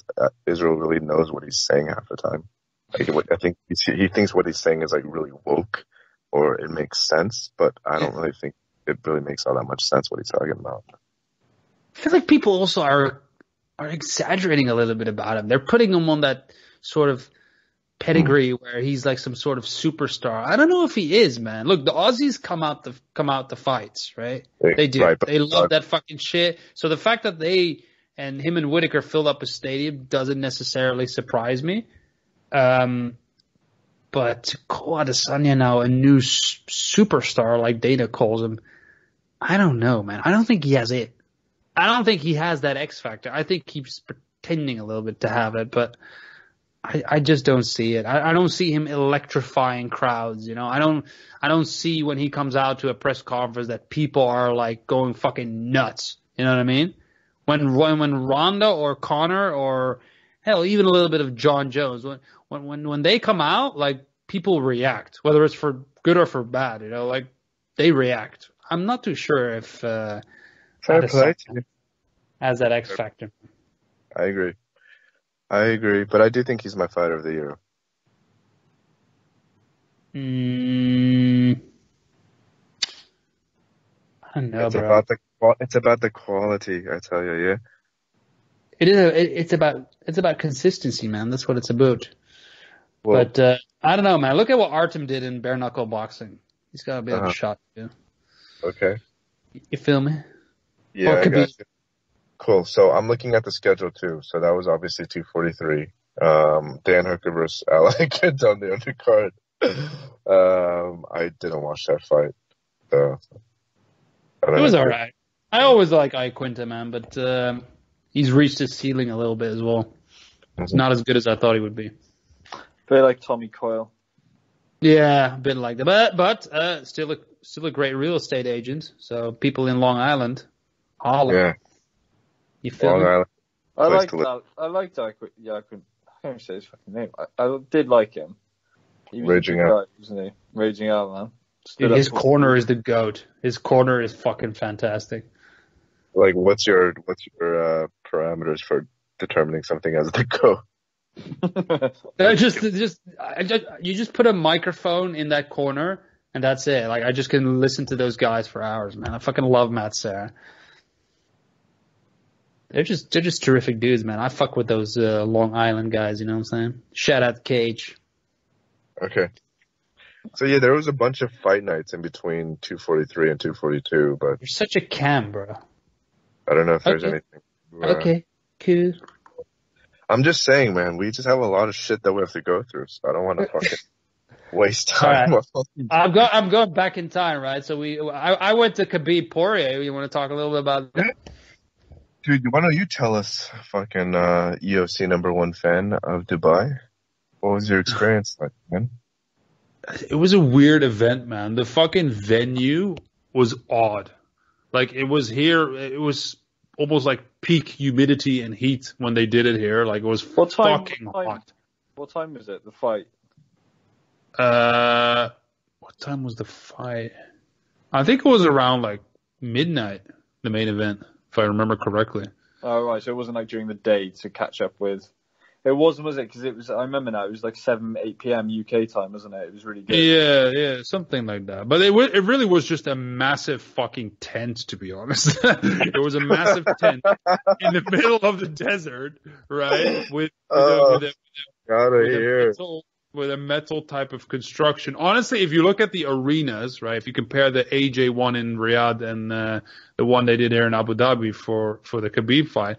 I mean, I wasn't at the AJ fight, but it looked more legit than the one they did here in Abu Dhabi. It was a bit strange, man. Like, the setup was kind of cool, but overall, like, they did a lot of these metal fucking pillars everywhere throughout the arena, which obstructed a lot of the vision of people, man. Like, I was still okay, but there were some people who bought tickets for, like, lower balls who were literally sitting in front of a metal pillar and you couldn't see shit.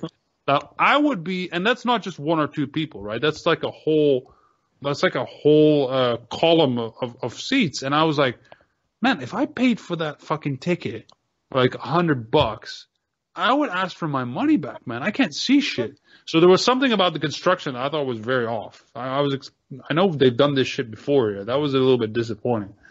But, yeah, it was a Dagestani fucking festival. There were so many Khabib lookalikes there. And they all look the same. They all have a square head, shaved head, and a beard. And it's like the chin strap beard as well. The what? It's like the chin strap beard as well. It's not even like... Dude, I know, dude. Their game is so fucked up. Like, looking at Khabib's entire team, like, they all fucking look the same. Yeah, it's a demand. They all have this same fucking look, right? Better BF looks the same, right? It's the same fucking aesthetic. So it's all these fucking dudes everywhere, and everybody was wearing the Khabib, the wigs, and the crowd was pretty dope. I mean, it was relatively, how do I say, relatively like wild when Khabib came out. Like the crowd got pretty feminist. There's no alcohol there, or people in there even drinking alcohol. No, there was alcohol, man. They were serving beers and stuff. Yeah, there was alcohol. But was it like a predominantly like Dagestani Muslim crowd? I would say half of the crowd was like Russian Dagestani. The rest of it was all like just guys like me. Those few Brits in there, the expats, just local Arabs. There were actually because there were a couple of Arab fighters on the card as well. There were quite a lot of. I remember thinking the atmosphere was quite strange. Not like bad strange, but it was just different. It was good, man. Honestly, I think the crowd was pretty animated, especially when some of the Arab fighters came out to like Arabic intro songs and stuff. Like, people got pretty wild, man. And like I said, Khabib's entrance was pretty fire. Like, people I remember his entrance was very cool. Yeah, people got lit for that shit, man. But overall, it was just strange. Like, if you had to go to the food area, you would have to go outside of the tent to an outdoor area. And mate, I know you guys have a different you guys use Fahrenheit, but like, it was 45 degrees outside, right? Oh, I understand that. So I was fucking like sweating buckets just to get a sandwich, man. It was crazy. What fucking broke me was Poirier's interview after the fight. Oh, he was sad, man. He was heartbroken. He was just tearing up. I was so gutted for him. Did you guys think he put on a good performance? He did as well as he did better than Conor. I don't think so. I mean, I guess that's a large part of that is going to be based on how much weight you give to the what was the position that Poirier had Khabib in for a little bit? Guillotine, wasn't it? Guillotine. Yeah. Guillotine. So I guess a large guillotine, Mac. The thing is, you could tell, right? You could tell Poirier was in trouble, that Khabib was in trouble because of how active Khabib was on the floor. If he was completely safe and secure, he would have just waited in that position. But he knew it was close because of the amount he was trying to move his hips up. I think he was very, very close to tapping him. Really? Very close. I think if he could have just got that other leg out, I'm just trying to remember the position now. I think he had one of his legs out, and the other one, I'll just try and find it now. Actually, where is it? I just, So Joe. Go on. I just, I'm not breaking this down from a jiu-jitsu perspective like you, right? Like, technically, I don't know all the signs of when a guillotine is, like, mega tight or not, right? You can spot those little things. I personally cannot. Right. But it felt to me like one of those desperate fucking guillotine moves that I see in these type of fights, right? You have those guillotines that are like, like an alpha male one where you just know, like, okay, he's got it, it's over, right? And it happens at a certain time in the fight. But sometimes you get these guys in a drag out fight where they do a guillotine and if he doesn't get it, he's gonna burn himself the fuck out. But he's gonna do it because it feels desperate, and it felt desperate to me in the fight. I agree completely that was his last chance in the fight. Yeah. I think I remember listening to the commentary and obviously Dan Hardy, who knows way more about this stuff than me, he was getting very, very excited. And I thought, I think the problem was is that he had one of his legs out, but the other one was Khabib kept trapping the other one. And I think if he'd have been able to get that second one out, then it might have been a different story. But I think he was certainly deep enough. He just didn't quite have the angle. That's the thing I noticed, because usually the guys who get it, they've got both legs out, right? Like you see, what's his name, man? The beautiful guy with the long hair. Just his name is passing. Ortega, yeah. When he fucking jumps on somebody and he locks those legs together, like you fucking know that neck is gone, right? Like you can obviously finish it with one leg out, but then you'd have to be, I think your technique and your placement of your arms would have to be better, or you'd have to just be super, super strong. But does that really happen at this level with one leg out? I haven't really seen that, man. Like you need to hit it perfectly to be able to tap a high level MMA fighter, especially somebody like Khabib, man. Like those half-assed fucking desperate guillotines, they never work, man. I honestly never see it. Well, that Khabib's chin would have been tucked straight down, so he might have had to like face smash him as well. That's the thing. I don't think there's an angle which shows whether or not his wrist is underneath the chin or not. And I think if it wasn't underneath the chin, then maybe it was never going to work, because I don't think Poirier is strong enough to do that. Or Khabib is just too tough. But it was. I think it was close. I mean, Dan Hardy seemed to think it was close, and that's good enough for me. Yeah, I trust Dan Hardy as well. I don't trust Rogan, because every guillotine is like for him is deep, Yeah, I mean the fact that he just immediately mounted his back after the guillotine was like kind of lends credence to your theory that maybe this was just like the last ditch attempt. Yeah. Wasn't there a moment in the corner where? Because when I watched it back, I remember there was a moment, I think after the first round or second round, where Poirier was just talking to his corner, where he's just like, I can't get this guy fucking off me, man. Like he said something like this, right? Yeah. He said, after the second round, I think that's so telling, man. That's so telling about how suffocating it is to fight Khabib. And it shows you that, Poirier is in a fantastic training environment, but it's so obvious by the look on his face that he's never dealt with somebody like Khabib, man. Like you just can't train for that. It's the way he puts everything together. You can bring in a D1 wrestler and wrestle the fuck out of you, but you cannot train for somebody with that type of strength, with the MMA techniques involved as well, and the ground and pound, man. Because it's so hard to defend whatever he's doing, right? If you only defend, you're gonna have fucking fists coming down on your fucking face, man. It's a tough style to deal with. That's the difficult thing, I think, to train that, is that you, like you said, you can roll with people, you can wrestle with people, but it's the fact that the position changes based on the fact that you could then get hit, you can then punch from that position. Because I think very few people will train all the time with the threat of punches when they roll or grapple, and that must change things. I mean, I've never done it, but it must change things dramatically when you think, oh, this is a safe position. Well, no, it's actually not, because he can hit my head from here. Exactly. And some people, you know, for when you fight certain guys, you know, like half guard could be a safe position, right?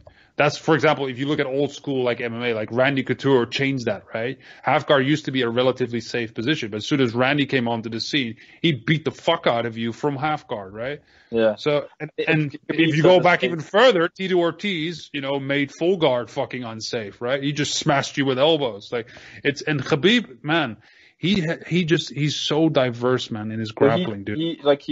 I think we've talked about this before. He will allow himself to get into guard because he feels as though that's more connection on the other person's body, which means he can control them more. Mm-hmm. So he will want people. He doesn't want separation. He wants them to approach it as though, yes, I need to get in some sort of guard in place here. He's man. The problem with him is like, you're always working.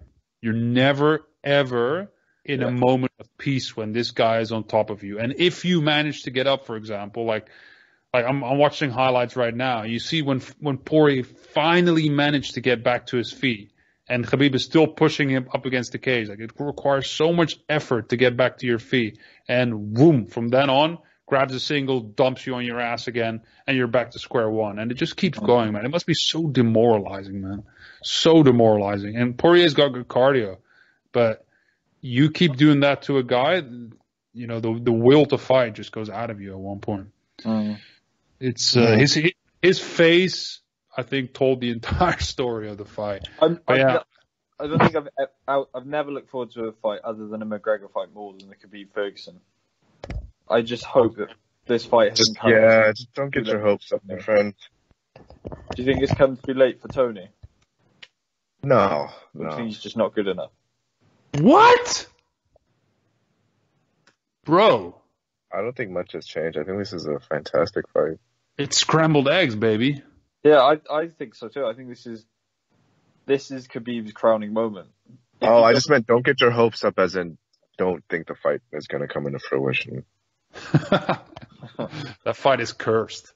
If Khabib dominates Ferguson, then he's probably. Do you think he's more of a dominant champion than GSP ever was?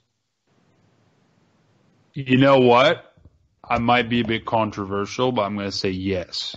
And why is it controversial though? Because it's not just the wins, but it's the manner in which you get those wins.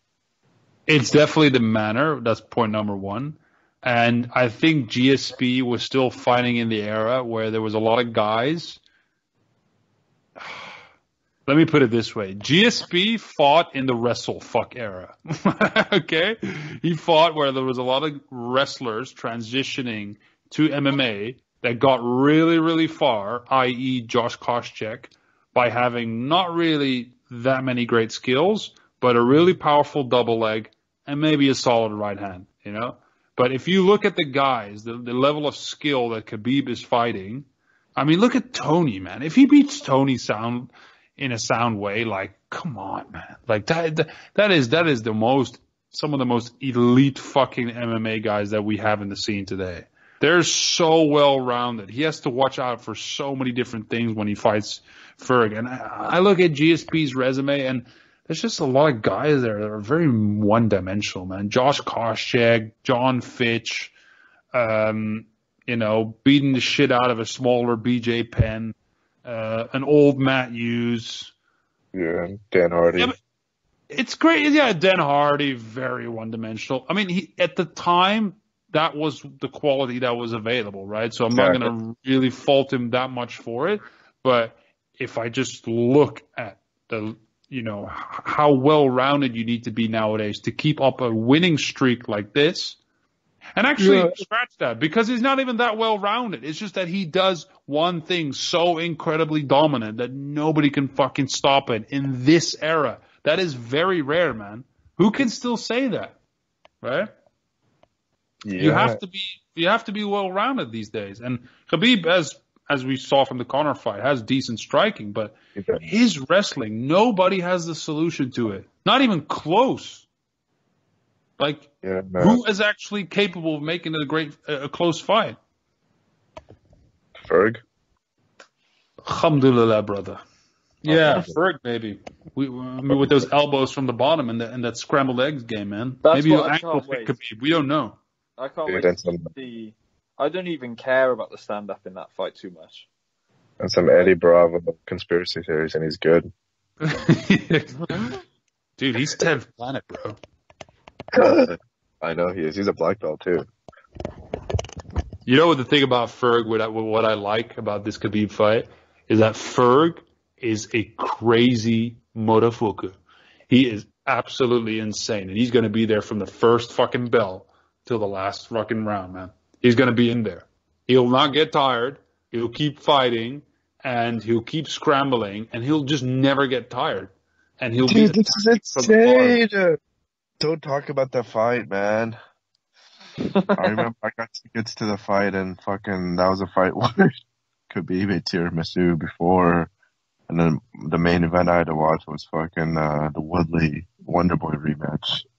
But it's so far away. They're probably not even in camp yet. No, Tony's in camp year round, bro.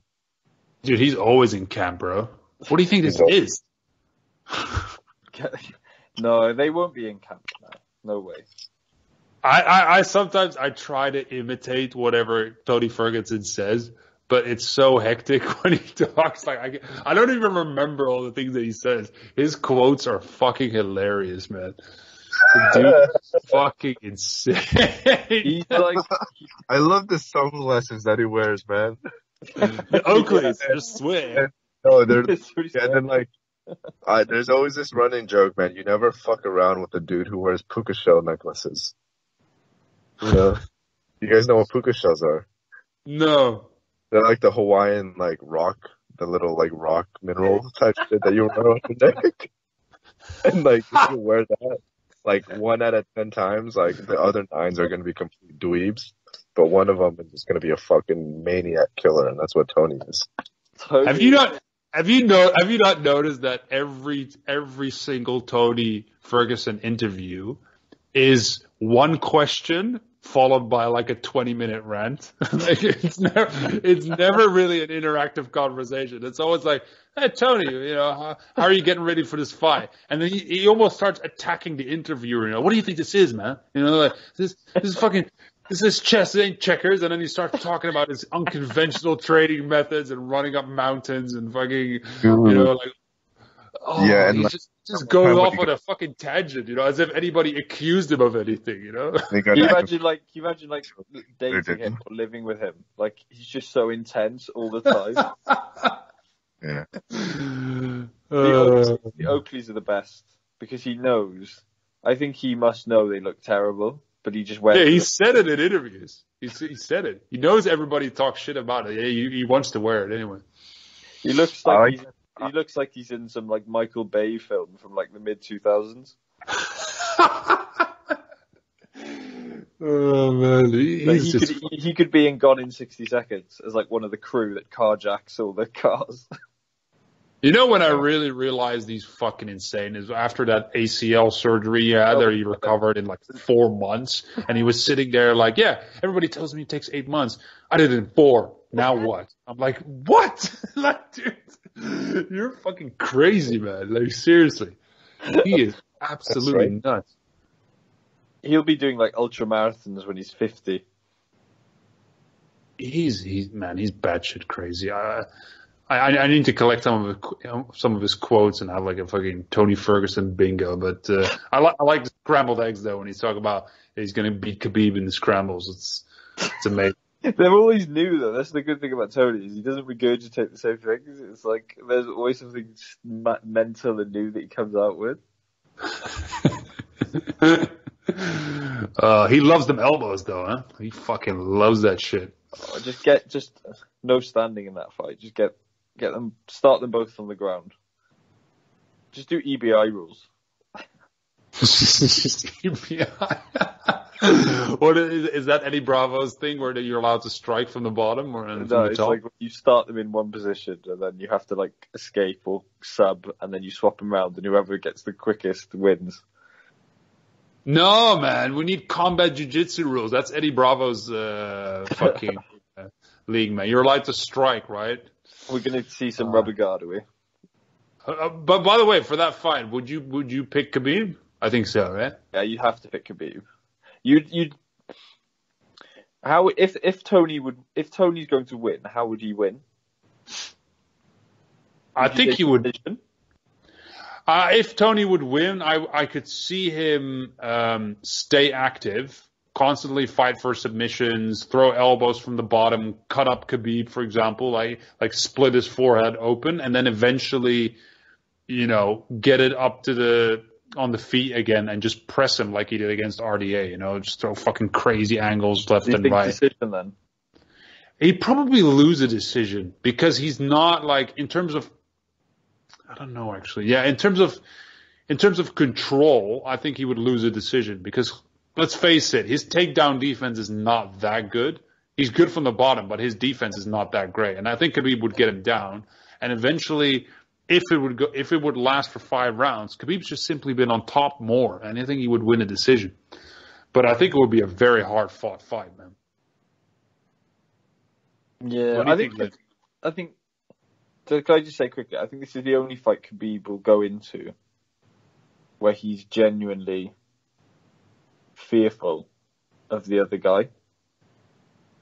I think he's always gone in knowing that he will, no matter what comes up against him, he can walk through it. Mm. I think with Tony, I think the myth and legend of Tony's variety will make Khabib think twice. Oh yeah. Yep. And the consistency and the cardio. Go ahead. Yeah, there was an interview where Khabib's coach, Javier Mendez, was like, yeah, like, Tony's like a badass motherfucker. And like, we know when that day comes, like, we know we gotta be at our best. Yeah, so that's it. Yeah, Alright, I think we have a couple more fights just to quickly discuss. Cormier Miocic too, man.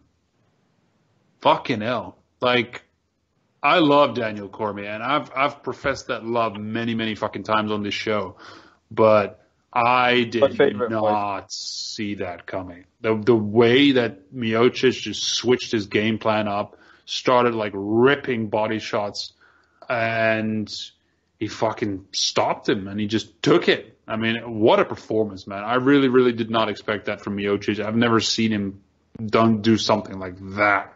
Especially like in the mid end of the fight, like it was just incredible, man. Very high drama. I was kind of heartbroken for Cormier, to be honest.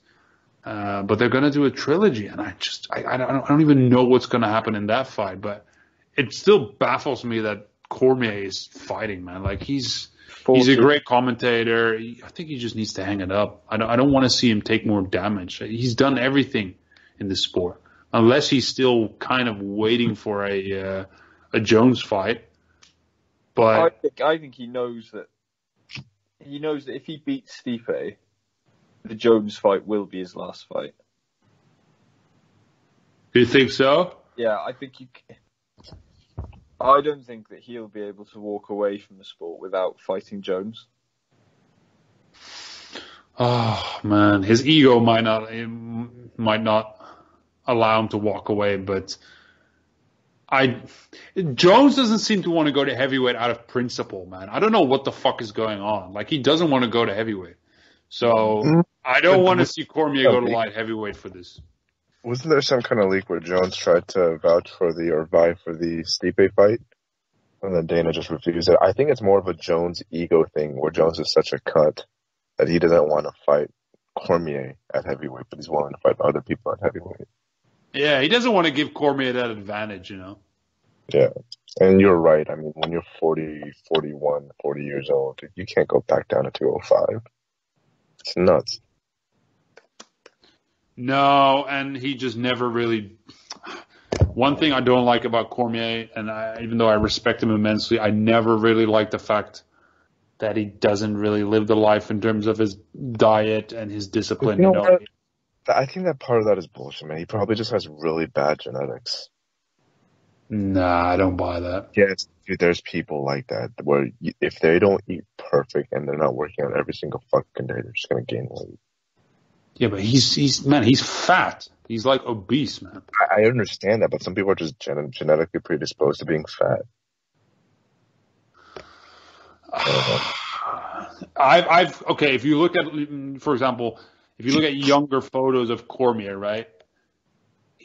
He at least looks more in like fighting shape. It's the same with like Fedor, for example. If you look at younger photos of Fedor, yeah, he obviously had some chub going on, but like he still looks muscular. He still looks like he's in fighting shape. With Cormier, a lot of times he just looks pudgy as fuck, man. Like, and there's differences in between fights as well. Like, and for a guy that does like commercials with Popeyes and all that shit, I just don't buy it.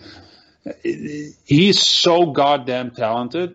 I think he's left something a little bit on the table in terms of his ability, because he is not a natural heavyweight. As good as he is a heavyweight, I don't think he's a natural heavyweight. He's similar like Gaston, right? Just because you have a lot of success doesn't mean that it's your ideal weight. But again, that's just me. I think you're right, Lim. I think Jones is such a ruthless cunt and also very cerebral. He will not give up an advantage out of honor. Conor will, for example. Conor will fight somebody at 170 because it's the right thing to do. Jones is like, fuck that. You come back down to light heavyweight. I think that's bullshit too. Again. The whole Conor thing about 174 because it's the right thing. I think that's bullshit.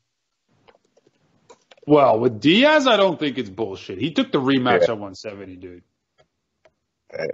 I don't know, man. I think as a fighter, man, why would you? I don't know. That's hard to believe for me. I feel like I will give you some. That actually is a pretty good rebuttal, but I just think like it's one of those things where he wanted to get as much. He wanted to maximize the credit that he was going to get if he were to win that fight.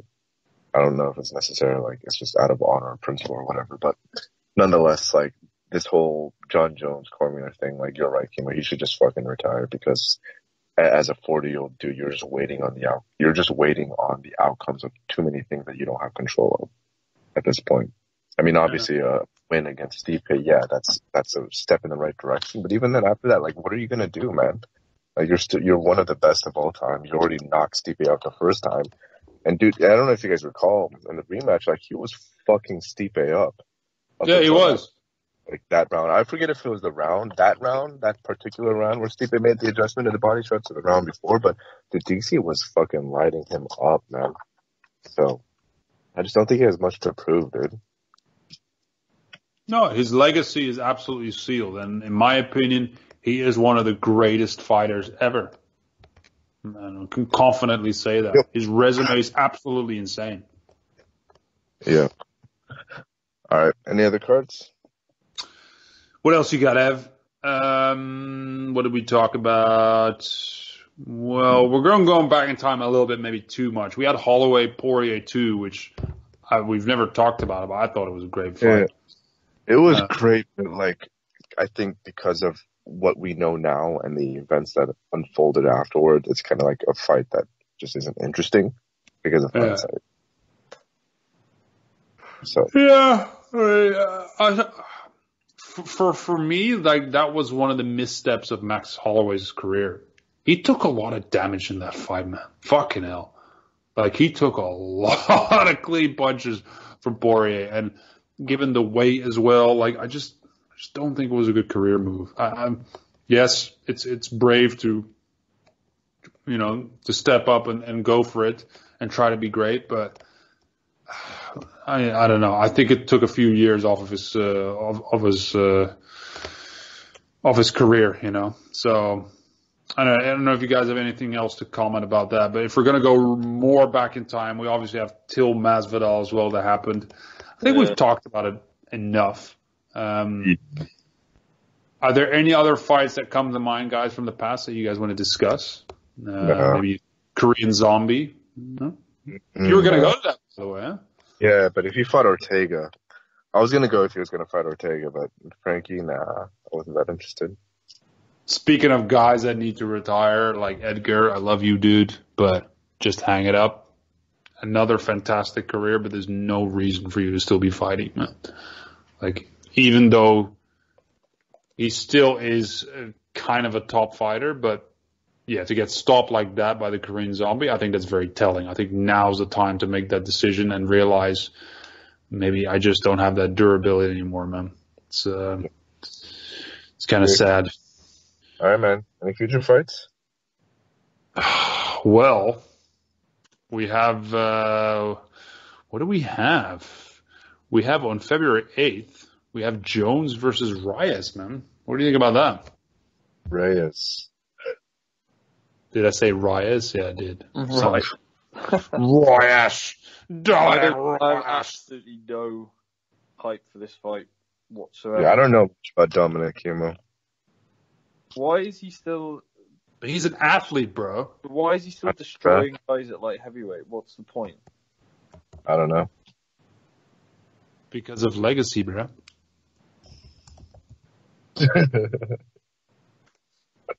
Dude, Jones is comfortable, man. Like, he makes the weight pretty decent. I don't know how, because he's absolutely humongous.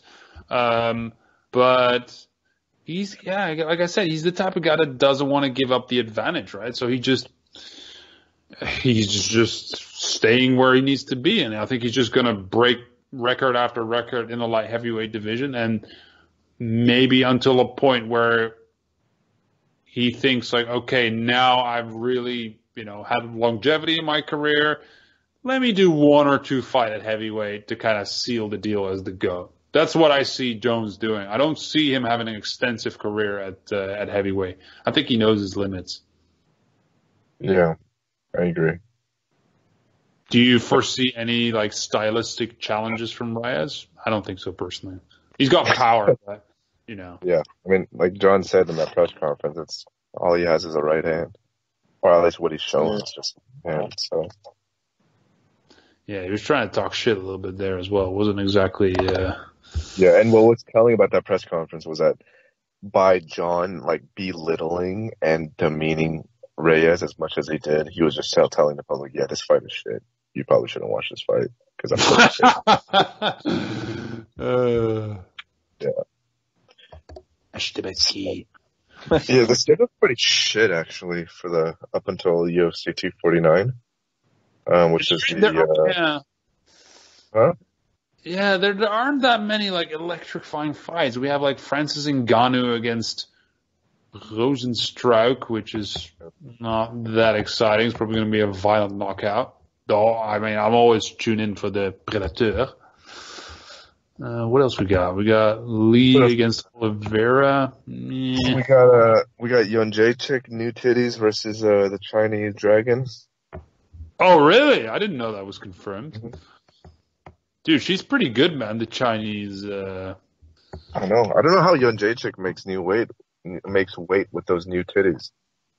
Yeah, she's already struggled, man. Normally, I don't know. I think she's also pretty much done. That Chinese girl can fight, man.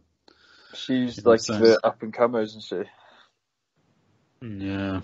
She's gonna change the market, bro. Where's fucking Cyborg gone? Bellator. She's gone, bro.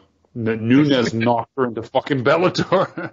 I know, dude. And then this is the one time I actually believed Dana White when like a fighter was leaving and like Cyborg was like, I wanted the fight, but Dana was just like, I don't want it. And Dana was like, of course I want this fucking fight. Like I want Nunes to fuck you up again. So Dude, that was such a crazy fucking upset. Yeah.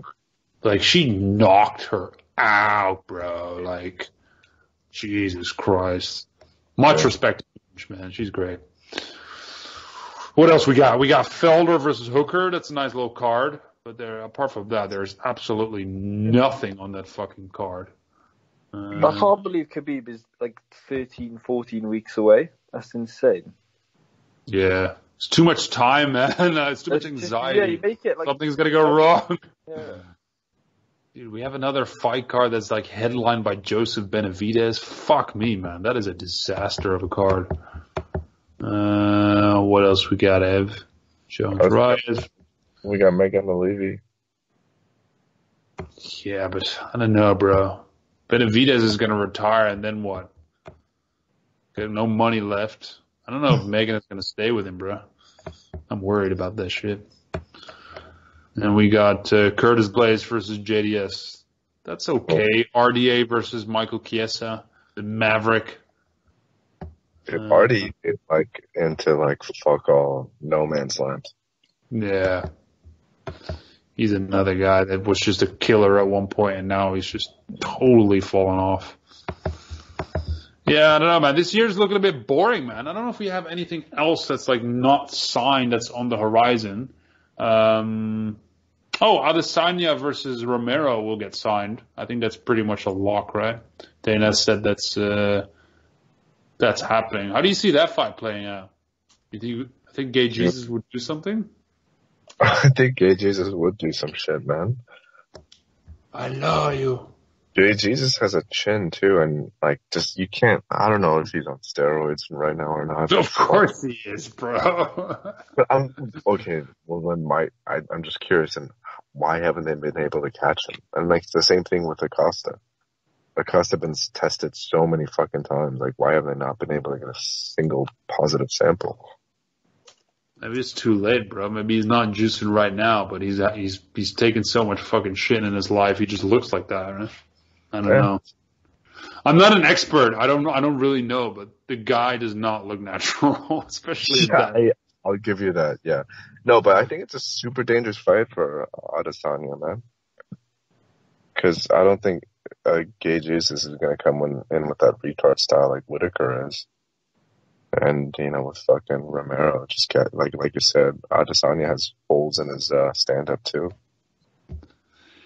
You know what, man? I actually think at this point, I think a striker like Adesanya is too much for Gay Jesus, man.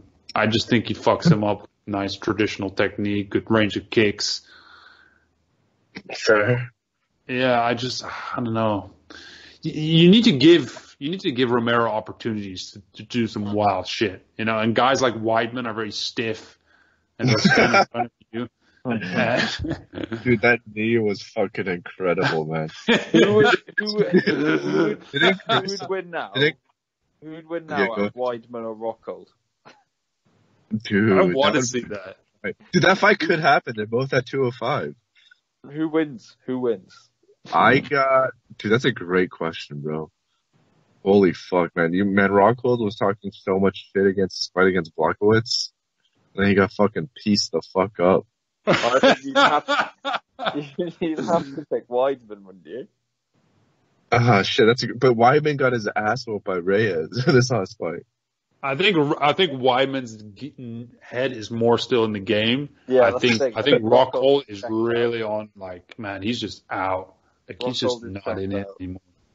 Yeah. Dude. Man, my favorite Rockhold memory is going to be that time when he went on that dating show. Millionaire's matchmaking. Yeah, then he just asked one of the girls, like, where, can I come in your mouth? What? I never saw that. Fuck. He was just a complete fucking douchebag. This girl. I think, and didn't the host like have a go at him, being like, "You're a fucking scumbag." I don't know. Jesus Christ. And then he went afterwards like, "Oh, it was edited really badly." Yeah, it's like, how do you edit that part, He was like, "No, you're just a fucking scumbag, mate." That's funny. Dude, he really is the most awkward human alive, man. He just is somebody who knows he can get any girl ever, so he's just become a complete dick around it. You know what? I don't even know if that's true, Joe, because like socially, he's so awkward. There's that one clip of him at the fight with Diaz, where Diaz is throwing up his middle finger and like fucking Rockhold is playing with his hands like Cam is when he's taking a picture. Like he's just playing with his hands and shit, and like he doesn't know what to touch or what to look at. He's a really weird guy, man. Oh, funny. Yeah, I would like to see that fight though, man. I remember how nice that first fight was. Like the ground game was so aggressive. It was great. I really liked it. Yeah, I remember the spinning back kick by Weidman. Oh yeah, great move. Fuck me. Weidman just keeps breaking my heart, man. I really think he's one of the most likable guys, but he just keeps fucking it up. And yeah, he's just pretty much Done, man. Pretty much done. Speaking of being done, I think we've covered everything, guys. Unless there's any other, like events or news and notes that you want to cover about the sport. Something about the architecture maybe, or promotional malpractice. A financial construct of the sport. By the way, a side note, how good is that fucking new Luke Thomas show? I really love that show. Oh, well, I knew him and Campbell were like a cut above everyone when they were on the MMA beat every week. Like, yeah. Those guys were on the same vibe. They were so articulate and analytical. It was just a matter of time. Yeah. Luke kind of grew on me. Like he had one of his last live shows, some dude just like questioned like, why are you such a dick, bro? And it was like, yeah, I know I can really come off that way. It's something that I'm trying to get better at. Like when in my public life, when people see me, they just assume that I'm upset or mad or whatever. And it's like, dude, I like that. I can vibe with that. Yeah, he's just an odd guy, but him and Campbell the chemistry is insane, man. And it's just a really fun show. Like I love Campbell's segment where like, did you see that shit? Like, man, the reactions of them together, it's just really good. It's a bit comedy. It's really analytical. And they both know what they're talking about in the respective sports, right? Campbell's got the boxing background. They could easily just do a show about fucking gaming or Star Wars, and they'd vibe on each other. Yeah. Yeah. Man, I really hope it stays, and I really hope they just expand, man, because that bunker that they currently do it in, like, they could do so much better, man. It's crazy how, like, fucking Schaub's burger program gets 10 times what that show gets. Burger program. The one where Which one died, bro? The one Dude, where Schaub got so fat from that program, by the way. And, like, he gets so much weight. The one where he just goes and eats really shit food with all these fighters. Like, they try and pass it off as like, oh, this food's so good. It's like... Honestly, mate, I've ranted about this before we went on the air. Like, there's certain things I really do not understand about MMA coverage and media, man. Like, the stuff that they talk about on Morning Combat is so sharp and crisp. It's funny. It's intelligent. It leaves me with a big smile every time. And then you have Schaub, which is like, I'm sorry. He just doesn't have any talent as a fucking interviewer or media figure or pundit or whatever you want to call it. Like, he doesn't add anything special. Yeah, he's got a personality. I'll give him that, but not for the best. You know what I'm saying? But he's just such a bitch. He just wants to be everybody's mate. He doesn't want to have any, like, he's just the guy who agrees with everyone whenever he's around somebody. Oh, totally, bro. Yeah, totally. Oh, yeah, bro. Yeah. I just don't think he's that interesting. And when you he's not. He just isn't. He's not that good either. There's always a running joke on Joe Rogan's show whenever Schaub comes on. Like, Brandon would be like, no, you know what, man? I'm not really a fan. And Joe would be like, no, I think there's something pretty good about it. He's like, I totally agree. It's pretty good. Like, he'll switch 180 on anything. I don't know why Rogan is such big mates with him, because Rogan, I think, is mates with guys who have opinions, like Eddie Bravo and Joey Diaz. Like, I don't understand what he sees in Schaub. Yeah, but I don't understand what he likes in Joey Diaz either. I'm sorry. Well, yeah, I mean, Diaz is a fucking idiot, but Yeah, he's just a fucking idiot. And he's not funny, by the way. It's not funny. If you think that's comedy, you're a fucking moron.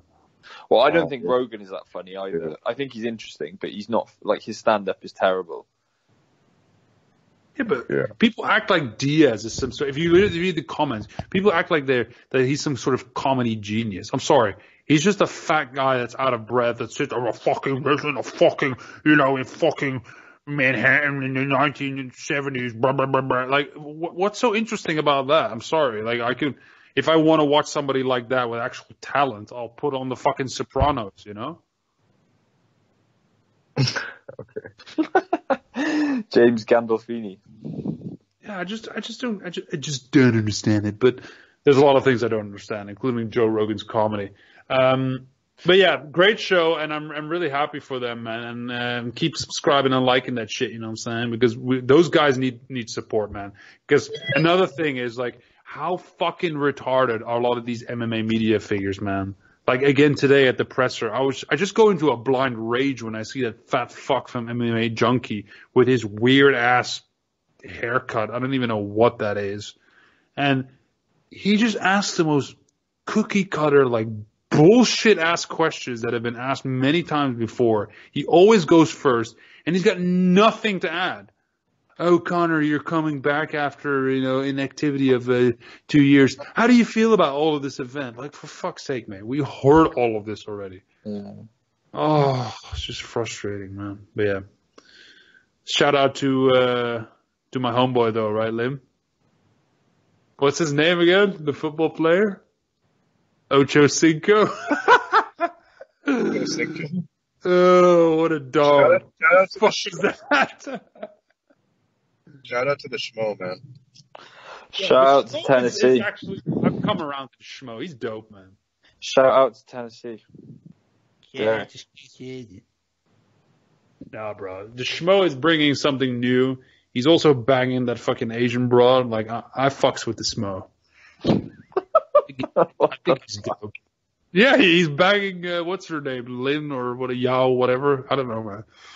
Why are you so racist, dude? Her name is Helen Yu. Oh, Helen Yu, yeah. The fact that you know that as well. Yeah, because I met her before, which is really nice. You said she has a speaking disorder. She kind of has not a speaking disorder. She has more of like a social disorder where she has anxiety. Oh, fuck. All right, boys, I gotta go bed. Okay, give us your final thoughts then. Final thoughts. Or a little acoustic acapella skit, quickly. Connor needs to reconnect to the mindfulness and meditation. Really, just the zen within him has been lost, and he needs to recapture that if he's ever going to obtain his past glories again. I like how you say Connor. But Cowboy needs to give more respect to minorities and transgenders. Yeah, I mean, Cowboy obviously is a fucking relic, but yeah, you got balls, dude. Man. You're a fucking dude. When you have some time, Joe, go type up Cowboy Rogan faggot on YouTube. But like Rogan secretly likes I think he just encourages it because he knows how it plays to his fan base. If he just encourages Cowboy to like spill his heart on all progressive issues. And Cowboy was like, "Yeah, man. When I call me a faggot, I don't mean like I don't like gay people. Like he's a faggot, like he sucks dick or something. But I just mean he's fight like a pussy." Yeah, I mean he's a very lost soul, Donald Cerrone. But there we are. What can you do? Dude, I think in a lot of ways, Cowboy and Connor are probably very similar people. Probably at the moment. Probably. Yeah, I think they'd probably be really good friends. Yeah, Connor's become way more right wing as well. Fucking. Unfortunately, there we are. That just took a dark path. No. Yeah, there we are. Oh boy. Yeah, no, good to catch up. Peace out. Thanks, Jiu-Jitsu. See you, boys. All the best. Lim, you wanna close the show? Yeah, I mean, just another fantastic classic show, man. What can I say? It's always good to have the boys together. And, yeah, I don't really know what else to say, man. Yeah, I agree. It's way long overdue, and obviously the streets have been hungry for this, so we do apologize for the long delay. But the king is back, so we're back, and yeah, man. Hopefully, just have a great fight over the weekend, and a little bit more consistency, a little bit more activity, and yeah, man. It's gonna be exciting, and maybe a little bit of Zuffa boxing action as well. Yeah. Yeah. Absolutely. Cool, man. All right. Thank you, guys. And we'll wrap it up. This has been the Mystic Man Podcast. We are out.